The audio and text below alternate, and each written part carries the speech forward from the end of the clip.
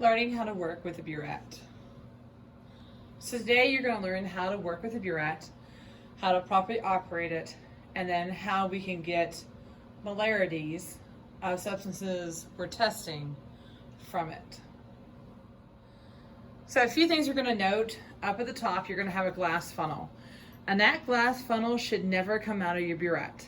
So leave it up there. The only thing you may have to do is, as you're filling it, you may have to lift it up to make sure that it does not overflow. But leave the funnel up at the top. So I'm going to show you how to fill this. And one of the first things I want you to note is if I look here, I've turned my ring stand this way. So if I end up using both of these at the same time, I can use them both on a level surface. Okay, that's the first thing you note. Then the difference between these two is one of these is on and one of these is off.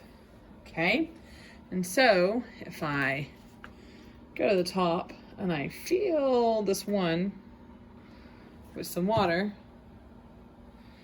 if it's working properly, then it should start coming out. This one's not coming out like it's supposed to, so I'm not going to use this one, but I am going to use this one.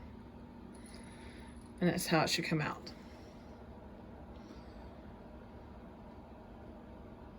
The other thing I want you to check is these connections here. This one's not a good connection because the way this has melted down. This is a far better burette stand to use. So just be aware of that because these can flip out on you. Okay. So first things to note is make sure that you have what we call a trash beaker underneath so that when you open the valve or if you forget to close the valve, it will collect. It is also so in case I overflow up the top, I can catch it. So I'm simply going to come up here and I'm going to pour.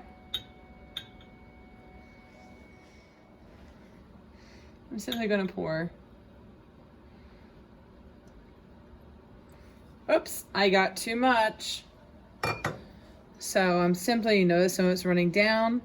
So I'm going to have to get a paper towel to clean that up. And I'm going to have to let some out.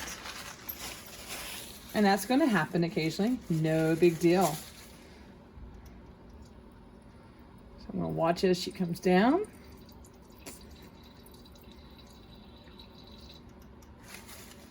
And I'm going to lift up to see where I'm at. Notice I don't bring the funnel out. I keep bringing it down, getting close. And again.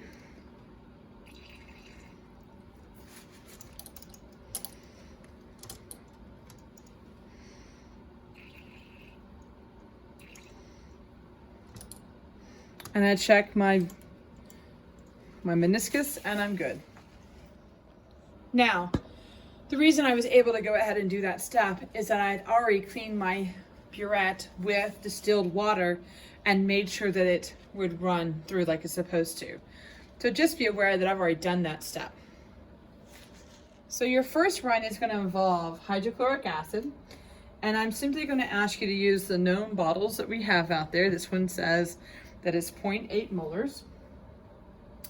Make sure you have a clean beaker that you're starting with. I'm going to remove my trash beaker and put it somewhere so I know.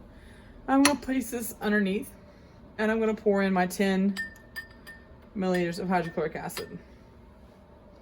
Now, in order to know where I'm at on the process, I'm going to put an indicator in there. So I'm using phenolphthalein because it's a classic. And we're simply going to start our titration. You can turn it on like that and keep stirring it. And voila, I've reached my end point. I have a very faint pink. Be aware, I'll let you know which molarity you're working with your hydrochloric acid. It may not be 0.8, but you're going to run it until you get to a pink, and then you're going to look up here and read where your meniscus is at. Now, if we had time for a second run, we're going to repeat with something a little bit more practical to us. We're going to repeat with Sprite and find out what its molarity is. So here I have Sprite and putting in the phenolphthalein. Okay. And just like we did before, I've checked up top, I'm leveled off.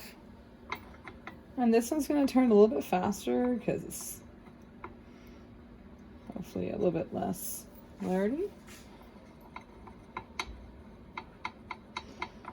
And just be patient. If you think you're almost there, go ahead and stop it. Okay, not quite there. And we're going to keep going.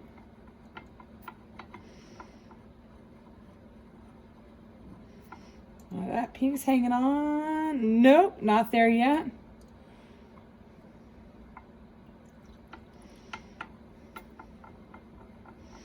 And it stirs out again.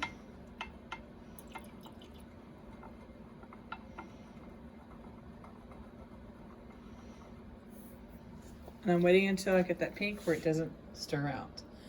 Once I have it, I'm going to go out to where my endpoint is. I'm going to record it. And then pre-AP, I'll show you how to do your calculations. And that's it. This is how you perform a titration using a burette. Great job. And until next time, live long and prosper. So one last thing while I'm thinking about it. If have back-to-back classes and you want to leave your extra sodium hydroxide for the next person, please leave them a sign letting them know that you have sodium hydroxide and the molarity, which is 0.1 in the burette. Otherwise, we have to drain it and assume that we don't know what's in there. Okay?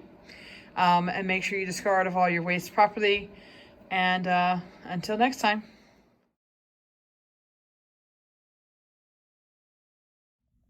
So our calculation work will include the formula V1M1 equals V2M2.